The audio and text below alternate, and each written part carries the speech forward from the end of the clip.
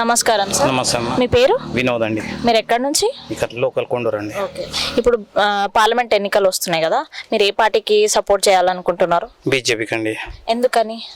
ఎందుకంటే మోడీ గారిని చూసి, మోడీ చేసిన అభివృద్ధిని చూసి మేము ఇక్కడ మోడీకి అంటే బీజేపీకి ఓటేయాలనుకుంటున్నాము. బీజేపీ నుంచి మీకు వచ్చిన పథకాలు చాలా వచ్చినాయి. నేను ఒక రైతునండి. ఇప్పుడు ఒక ఒక డిఏపి బ్యాగ్ కొనాలంటే 3,750 రూపాయలు ఉంది. దాన్ని మాకు సబ్సిడీ రూపకంలో 1,150 రూపాయలకి ఇస్తుండే. ఒక యూరియా బస్తా 2,750 రూపాయలు ఉంది. దాన్ని మాకు సబ్సిడీ రూపంలో 260 రూపాయలకి ఇస్తుండు.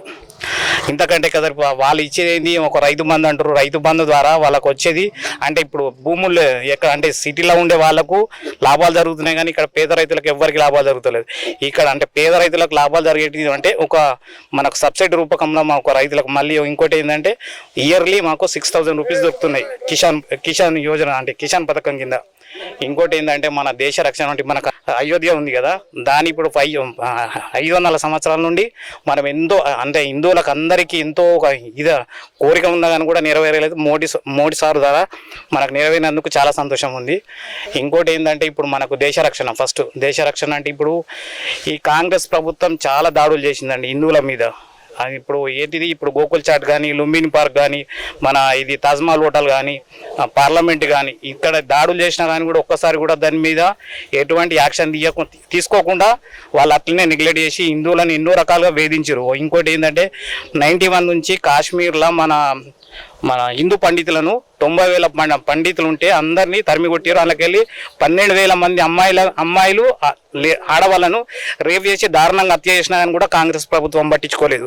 ఇంకోటి 30,000 ఆడవాళ్ళని కూడా చంపేసినా కానీ కూడా పట్టించుకోలేదు. మన హిందూ పండితులను అక్కడికి వెళ్ళి తరిమేసారు. ఆ తరిమేసిన అది మలిక్ ఉన్నాడు చూడు, మలిక్ని వాళ్ళు కాంగ్రెస్ వాళ్ళ కార్యాలయాన్ని పిలిపించి సన్మానం చేయించుకున్నది కాంగ్రెస్ ప్రభుత్వం.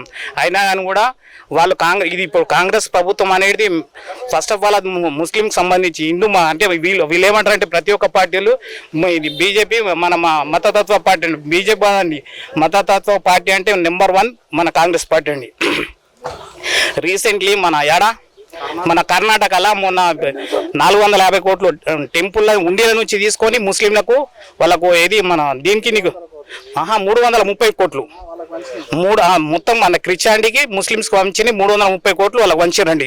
అది అంటే మన మనుషులం కాదు అంటే మన డబ్బు తీసి వాళ్ళకు వంచడం ఏంది.